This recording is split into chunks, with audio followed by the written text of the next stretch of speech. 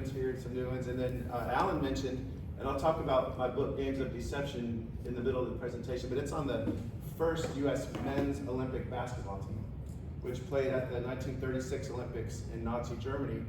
And Alan's grandfather was the U.S. wrestling coach at that Olympics, he just mentioned to me. So we have that in common. So normally at this time of day, I'm driving my kids to school, and they were disappointed that they didn't get to, I didn't get to drive them in this morning. And so they asked if they could come to Rotary, but they would have missed the beginning of school. So I said, well, no, but I'll show you pictures. So, that's my daughter, Eliza, after Vandy beat Alabama. I'm sure somebody put $1 on the bucket counter. And then I'm originally from Wisconsin, so I'm a Packers fan, and I took my son up to Lambeau last year for his first trip to see the Packers at Lambeau. I grew up, like I said, I was born in Wisconsin, but I really grew up in Washington, D.C. I had hair as a little kid, and I loved to play baseball, I loved to play sports, but for me, sports and reading and writing have always been connected. My grandfather sent me my first set of baseball cards when I was 5, and my parents say that's really how I learned to read, was reading the back of baseball cards. Same grandfather was successful in brainwashing me to be a Green Bay Packers fan. He subscribed to the Packer Report magazine and What's Brewing magazine about the Milwaukee Brewers. I got Sports Illustrated in the mail every week, and so when I was 13, I tried to start my own sports magazine, AJ's Sports Journal, and my very first interview that I ever conducted with anyone was with John Feinstein. And some of you mentioned Indiana, your grandfather was the wrestling coach in Indiana. Feinstein made his name with his first book, which was A Season on the Brink, about Indiana basketball. And so John Feinstein later became probably the best-selling sports author of all time. And I didn't realize it at the time, but that was kind of a role model for me in some ways. This magazine lasted 1 issue. And I got it. No one ever bought it. 2 years later, we moved to Austin, Texas, and I went to Austin High. I played baseball there, and I was sports editor of the high school paper. And you told me to stand over here, didn't you? Yeah, Sorry. Yeah. And one day I was walking down the hall of the school, and there was a poster on the wall that was advertising the Fred Russell Grantland Rice Sports Writing Scholarship to Vanderbilt. And some of you probably remember Mr. Russell from the banner. And so I applied for that scholarship, and a couple months later my mom showed up at the school and she was crying, and my daughter now talks about happy tears, and she had gotten a call from Vandy that had won the scholarship. And so that's how I ended up moving here to Nashville. I'd never heard of Vanderbilt really before that. But my sophomore year, I was taking a Black History course taught by Dr. Yolette Jones, and sports editor of the school paper, majoring in history, and we had an assignment to write a paper about a civil rights figure that basically wasn't Martin Luther King or Rosa Parks, like somebody that people don't write about all the time. And so I just read an article in a student magazine about this man named Perry Wallace, who had been the first black basketball player in the SEC at Vanderbilt in the late 60s. And so I asked Dr. Jones if I could write a paper about Perry for her class. And I thought that she might say, no, we don't write about basketball in college, or that's not a serious enough topic. But she had the same attitude as this author, William Zinsser, who said there's no subject you don't have permission to write about. Students often avoid subjects close to their heart because they assume that their teachers will regard those topics as stupid. No area of life is stupid to someone who takes it seriously. And so I'm really grateful to Dr. Jones for encouraging me to think about the ways that sports and more serious social issues like can combine to tell a story. And so I got started with this. First time I ever wrote about Perry was this paper when I was 19 years old. And it was the most interesting thing I ever did in college. And so 17 years later, I came back to the subject and I emailed Perry and I said, hey, I don't know if you remember me, but I'd like to write a biography about you. And you don't have to have your subject's permission, but I really wanted to know that he would cooperate. And he said, go for it. And so I got started the next day with what turned out to be an 8-year project. 4 years of research, 4 years of writing. 4 years of research involved reading a lot of books about Nashville history, civil rights history, college basketball history. It involved a lot of interviews, and these are transcripts of interviews, going to a lot of libraries around the country, archives, collecting enough information over 4 years where I felt like I could write this book. And so in 2014, original edition of Strong Inside came out. 2 years later, I created a young readers edition of the book for kids in like middle school age. And then just a couple months ago, a new 10th anniversary edition of the book came out that really updates the story from the time that book came out until Perry passed away. A little bit about Perry's story for those who don't know it. When he was 12 years old is when the lunch counter sit-ins were taking place in downtown Nashville. He said that he walked downtown from North Nashville to see what was happening, and he was inspired by the courage of these students that were protesting segregation. He started high school at Pearl High the week after MLK's I Have a Dream speech. He was in high school when the Civil Rights Act and the Voting Rights Act were passed. And so I asked him, what was it like to be a teenager at this point in history? And he said that in some ways it was exhilarating. Like he felt that things were changing. He was inspired by protests, by speeches, by legislation, and he felt like things would be changing for the better for him and for his classmates, and they would have opportunities that their older brothers and sisters, or certainly their parents, hadn't had. And so he wanted to be prepared to take advantage of the opportunities. And he was, that's Perry in the middle, he was prepared in two major ways. Like as a basketball player, he was the starting center on the Pearl High team that won the state championship his sophomore year and his junior year. And then 1966 was the first year that all the high schools in Tennessee, black and white, played in the same state tournament together. And Perry's Pearl team went undefeated that season and won the state championship. We were talking about Father Ryan High School. Patrick's an alum of Father Ryan, and Pearl played Father Ryan in 1965 at Municipal Auditorium, which was sometimes, it's called the game that changed the South. It was the first sporting event anywhere in the South between a predominantly white school, because Father Ryan did have some black students, including on the team, and black high school. And so that was history that was made in Nashville in 65. But Perry was also prepared as a student. He was the valedictorian of his high school. He spoke 3 languages before he got to college. He was an engineering major at Vandy, really into math, into science, into language. And so I asked him about the recruiting process. And at the time that he was in high school, he really wanted to get out of this segregated South. And he starts to visit schools like Michigan, Wisconsin, Northwestern, Purdue, Iowa, UCLA, which was the best team in the country in the late 60s, but they had a center that would have been above him on the depth chart named Lou Alcindor. So Perry crossed that school off the list. And his dream of leaving Nashville, though, came to a halt when he started to see sort of the ugly side of college sports at the time, which is very different now, where you can literally pay players. But back then, it was against the rules. He would be offered cash and cars. And most discouraging to Perry, he would be told, if you come to our school, you don't have to go to class. We'll make sure you stay eligible. You're really just here to play basketball. And that's when he said to me that his mindset was he wasn't going to trade one plantation for another. And Perry was an engineer, but I think he was a poet and had a really profound way of describing things. And he just meant he wasn't going to leave an area of the country where he felt like he wasn't treated as an equal person, just to go somewhere where he might be exploited just for his athletic ability. So he chooses Vandy.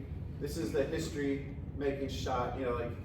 During the research, finding this picture was one of my favorite points. Like, you see college sports changing in this picture, where he's accepting his scholarship to Vanderbilt with Coach Skinner and his parents. You can see here are so proud, and that's Clyde Lee, the star of the '65 team, who really helped recruit Perry to Vandy.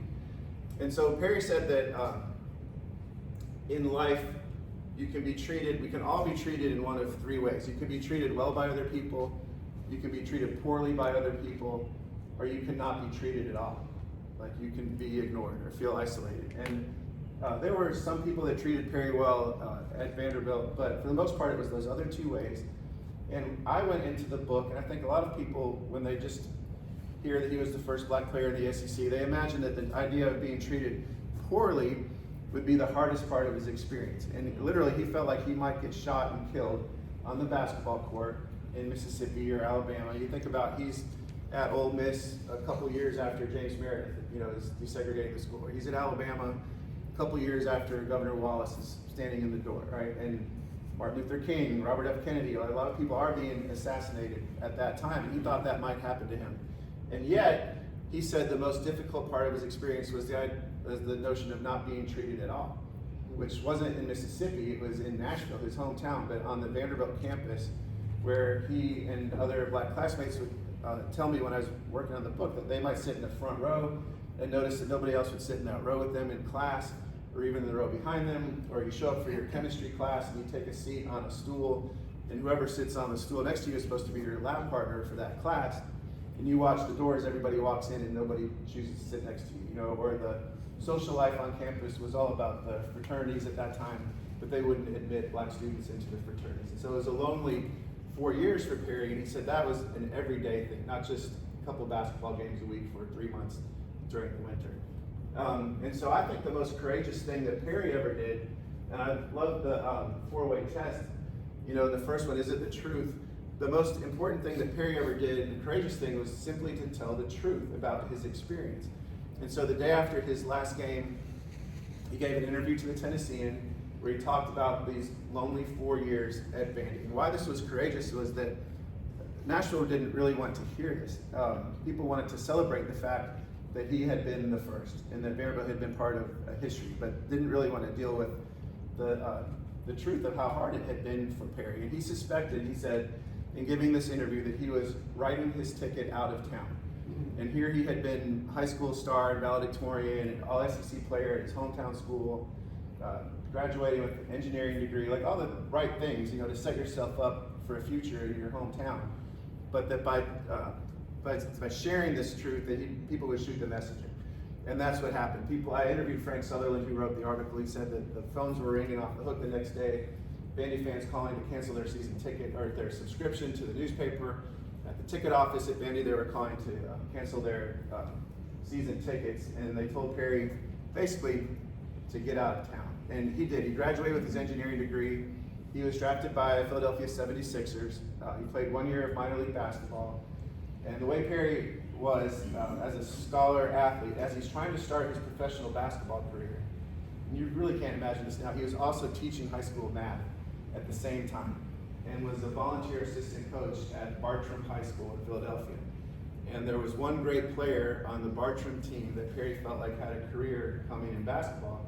His name was Joe Bryant, and his nickname was Jelly Bean Bryant, and his son in the future would be Kobe Bryant. So Perry coached Kobe's dad when Kobe's dad was in high school.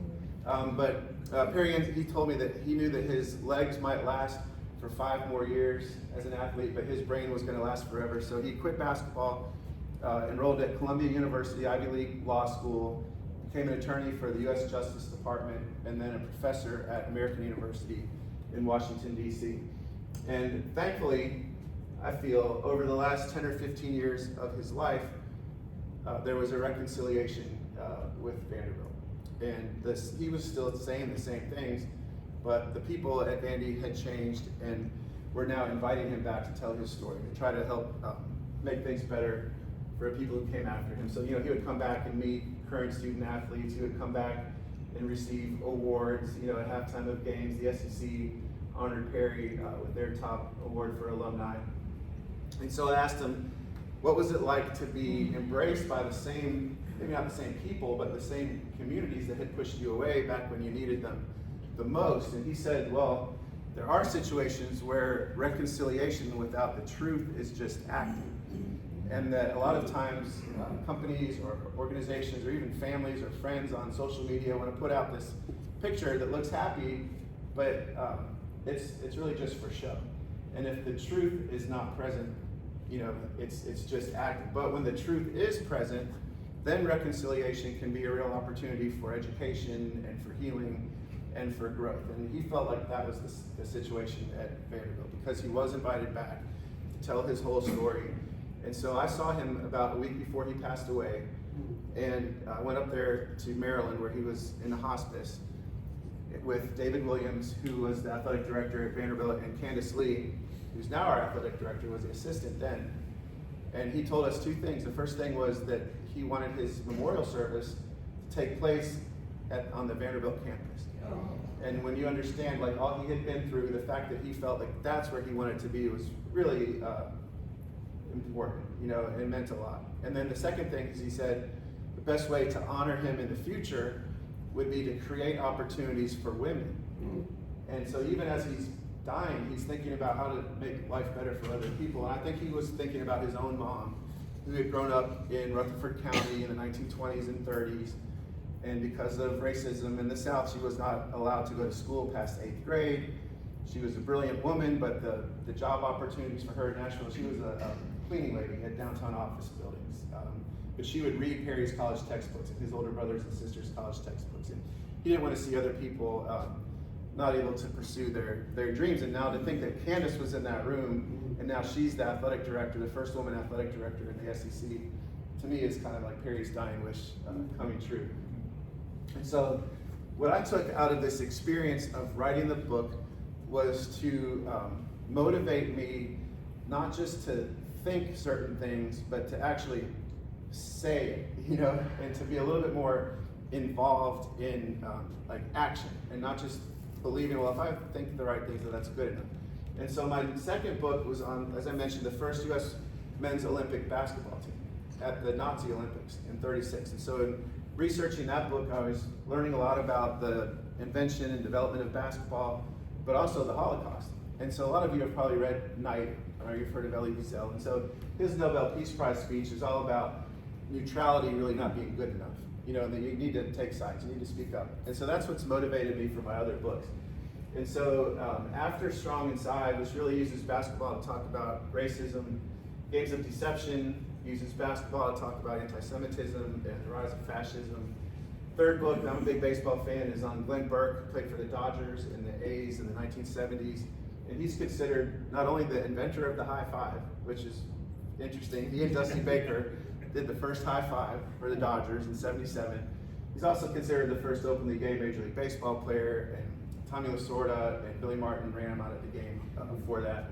And then my most recent book for teens and adults is called Inaugural Ballers, the story of the first U.S. women's Olympic basketball team that played at the 1976 Olympics in Montreal, and Pat Summitt was the co-captain as a player on that team, so there's a good Tennessee connection. She was already the head coach at UT, but she was still playing on the basketball team. They won a silver medal, which now would be a huge disappointment if our women won a silver medal. But at that time, we had come in 8th place in the World Championships the year before. Soviet Union had the best women's team in the world. They had a 7-foot center.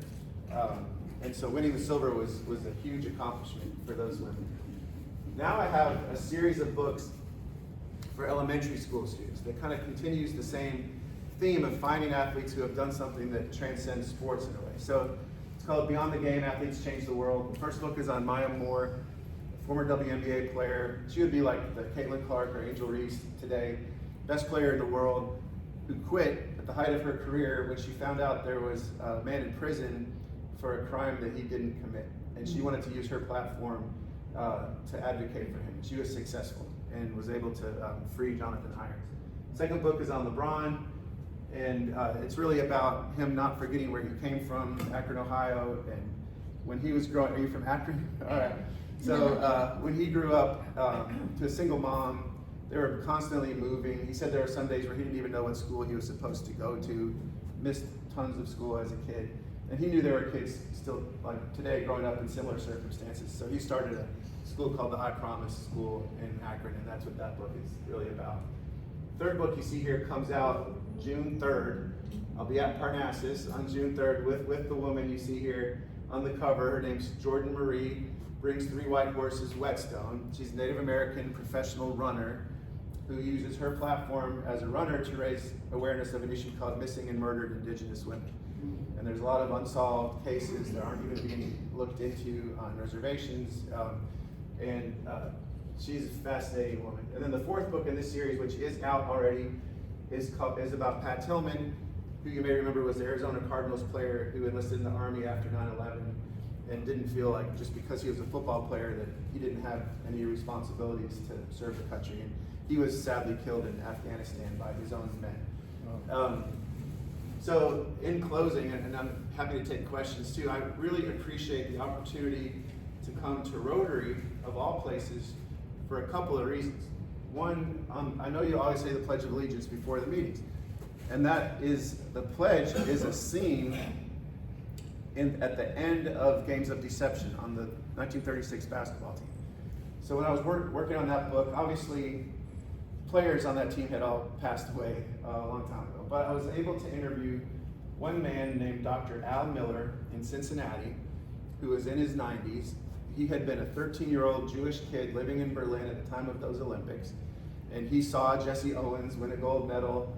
He went to the Olympic Village, and he described seeing all these athletes from different countries. Maybe he saw your grandfather there.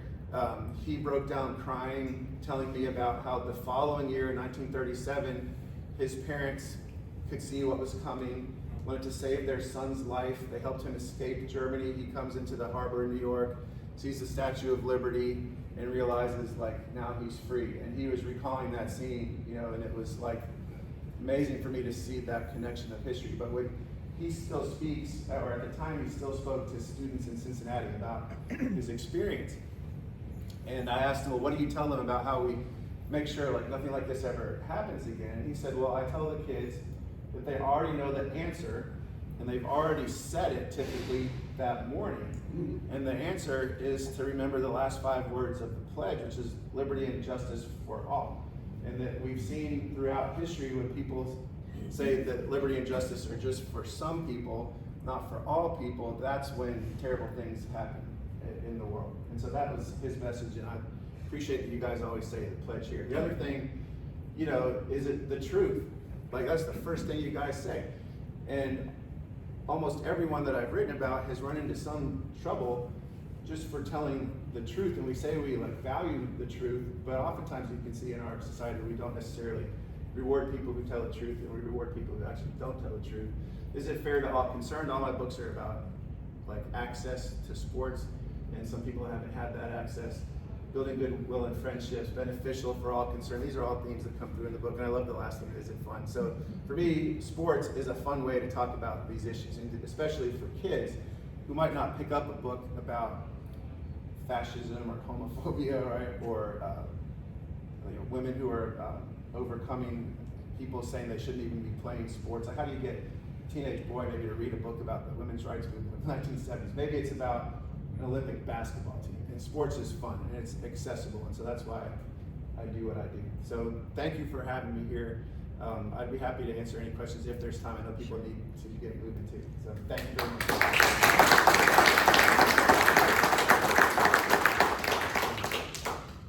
Let's take a few questions. Yes. So Andrew, thanks so much for your talk. Appreciate your heart, mind, writing. But what about today? Do you still see some lingering discrimination going on in the sports or in our universities?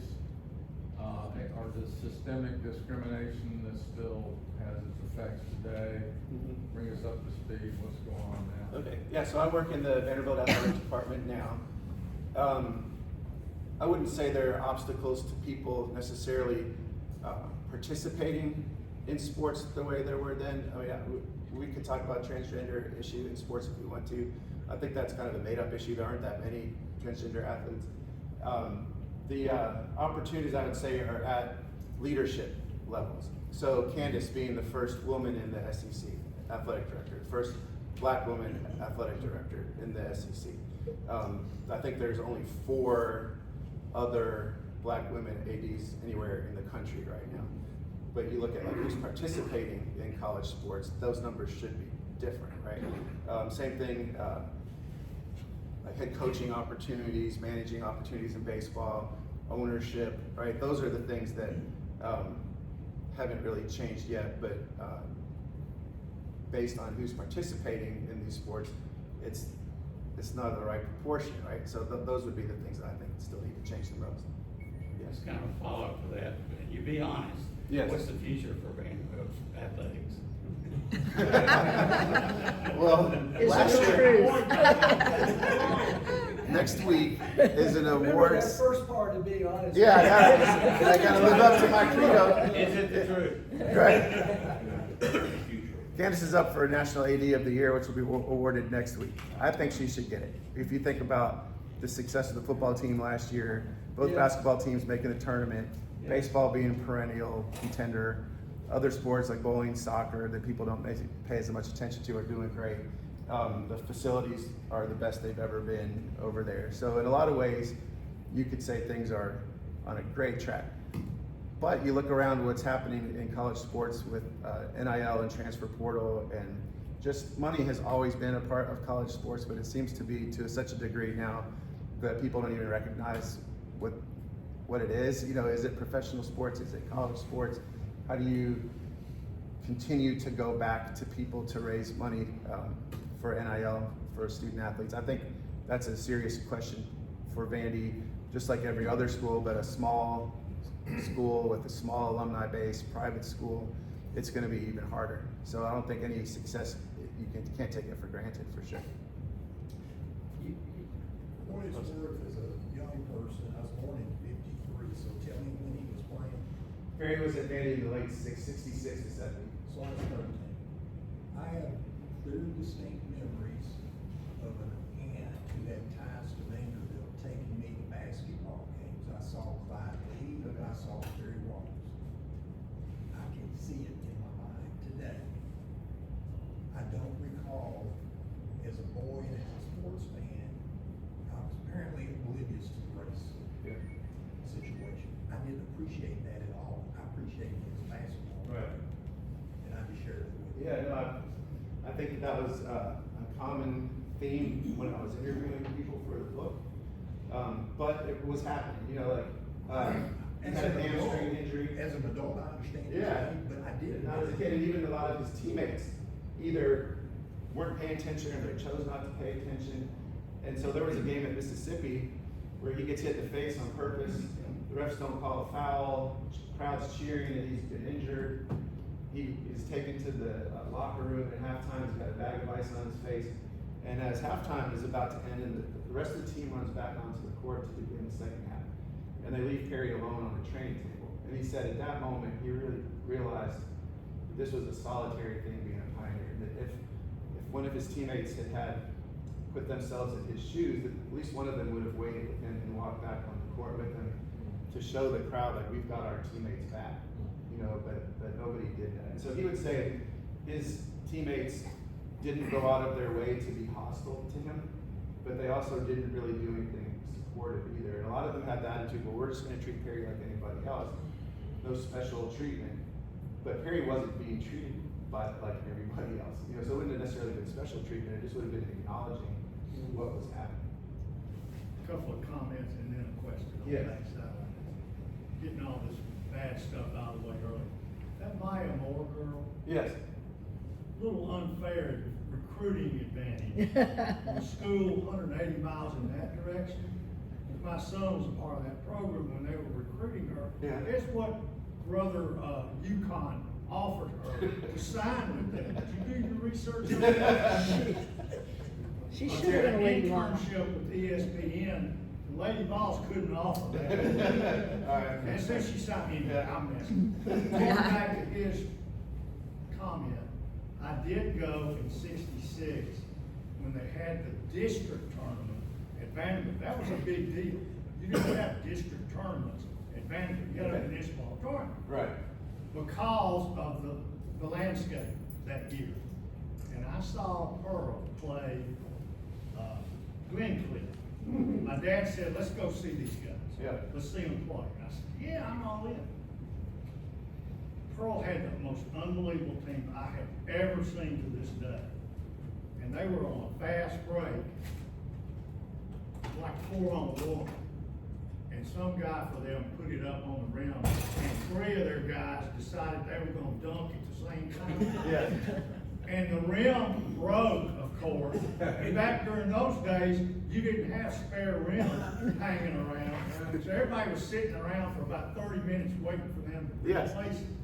But I mean, that was an incredible, and they just opened the world's eyes to really good basketball. It was You know, unbelievable. you're absolutely right. For some reason, this clicker's not working, but that picture that I had of Perry in the middle of the 2 other guys, that's from after that game. They're holding that rim that they ripped off. Let's have one more I saw that question. rim. Let's have one more question, then he's gonna stay after to. Yes. I appreciate how you're reaching youth with important topics in your book. And I want to know, as an author, how do you feel about books being taken off the shelves that kids can't reach them? Yeah, I think it's against everything that's on that slide. you know, I think book bans are un-American. I think they're an attack on the truth, an attack on education. Librarians are very well qualified, vetted people, and I mean, there was a guy down at the legislature calling librarians pedophiles, you know, for certain books that they were sharing. I think it's kind of outrageous, and not every book is right for every kid, but there's probably a kid that book is right for. You know, and so as a parent, you have a right to say, you know, that's not really our kind of book. But I don't think you have a right to say to some other family that that's not a book for them.